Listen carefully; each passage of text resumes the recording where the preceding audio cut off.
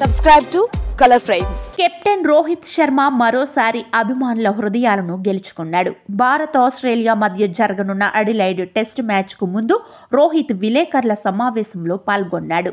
ఈ సమావేశంపై అందరూ ఆసక్తిగా ఎదురుచూశారు. ఎందుకంటే ఓపెనింగ్ జోడీపై రోహిత్ చెప్పే అంశంపై గత వారం రోజులుగా సర్వత్రా ఆసక్తి నెలకొంది. జైస్వాల్తో కలిసి ఓపెనింగ్ చేసేది ఎవరన్న దానిపై తాజాగా రోహిత్ సమాధానమిచ్చాడు.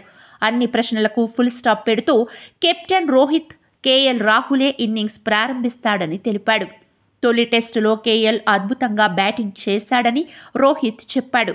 నా కొడుకుని ఎత్తుకొని రాహుల్ బ్యాటింగ్ ఆస్వాదించానని చెప్పుకొచ్చాడు. ఇప్పుడు ఓపెనింగ్ జోడీలో మార్పు అవసరం లేదనిపించింది. సో ఆ జోడీని అలాగే కొనసాగించాలని భావించానని అన్నాడు.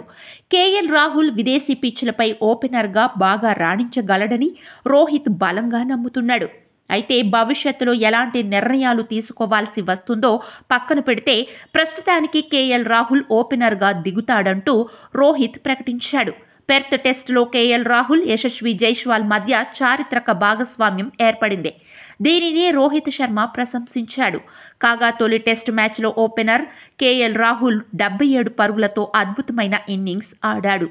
జైస్వాల్ కూడా అద్భుత బ్యాటింగ్తో 161 పరుగులు సాధించాడు. అయితే మొదటి వికెట్కు యశస్వి జైస్వాల్తో కలిసి కేఎల్ 201 పరుగుల భాగస్వామ్యాన్ని నెలకొల్పాడు. ఈ నేపథ్యంలో అడిలైడ్లో జరిగే పింక్ బాల్ టెస్టులో కేఎల్, యశస్వి ఓపెనింగ్ జోడీ మరోసారి బరిలోకి దిగనుంది. రాహుల్ ఓపెనింగ్ కాగా రోహిత్ శర్మ మిడిల్ ఆర్డర్లో బ్యాటింగ్ చేయనున్నాడు.